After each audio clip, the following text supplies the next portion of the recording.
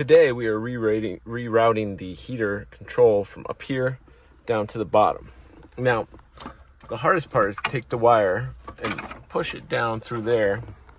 Then you got to pull this side panel off, and then you bring it through that hole down on the bottom. Now you got to push the wires out of the way. And I pushed this one through first because it's bigger, and then this one came through second.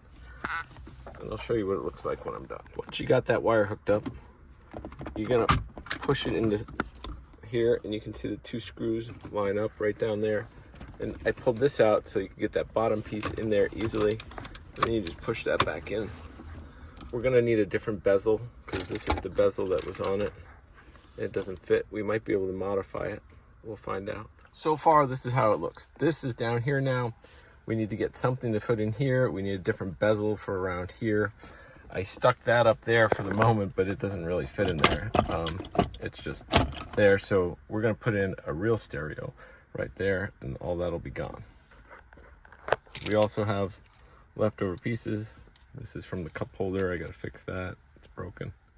Today we got our bottom thing right here.